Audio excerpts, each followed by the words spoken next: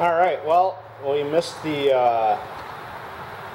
EM1 quitting. I was moving the camera and it ran out of fuel while I was moving the camera.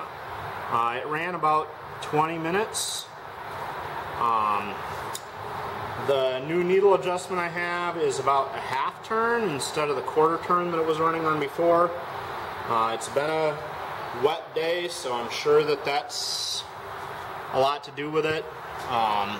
All that moisture in the air just means you gotta have more fuel.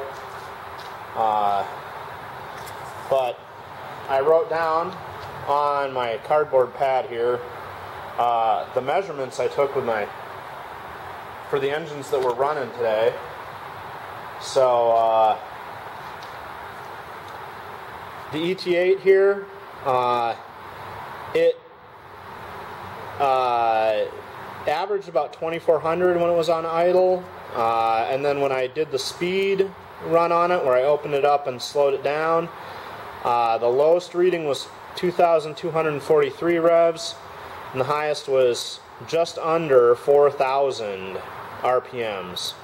So the ET8 runs very, very fast compared to the ET1 and the ET6 that I got measurements on. The ET7 and the ETX, of course, didn't want to start today. The ET1, I got 1616 and 1569 for the high and low measurements, so it was around 1600 RPM when it was running. And the ET6, I wrote down the two measurements I took. The ET1 I took two measurements and they were pretty much the same. The ET6 went, when it first started, was running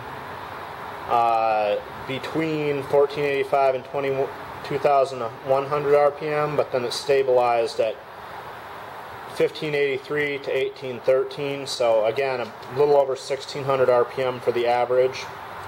And then I guess just off camera are the other numbers, but the EM1 when it first started was running about 2644 RPM, but after I made a minor adjustment and let it warm up a bit, it stabilized just under 3,000 RPM. So which makes sense. It seems to run about that fast. Yeah, so the ET8 definitely runs really fast. I have a couple ideas to open the carburetor and triple check that I didn't accidentally get some stuff in there when I worked on it last. But it seems to be pretty satisfactory now. I'm going to have to get the ET7 and the ETX cleaned up and try to figure out why they didn't want to run today. I suspect they just have some carbon, and if I clean them up a bit, they'll run just fine. And yeah, once I get some baseline measurements on those, I will start triple checking the timing on these and see how they're timed, and then see if I can get softer springs and make them all run a bit slower. Well, except for the EM1. There's no way to make the EM1 run slower because it's not governed. But yeah, it's disappointing that the ET7 and the ETX didn't want to start today, but I don't think I'll have any issues getting them cleaned up and running again. And I certainly was, once I got the ET8 started, pretty happy with how it ran. I do think it was running a little slower, even though I couldn't measure it last time. I do think it was running a little slower this time because I got a better seal on the outboard side of the throttle body where the air leaks.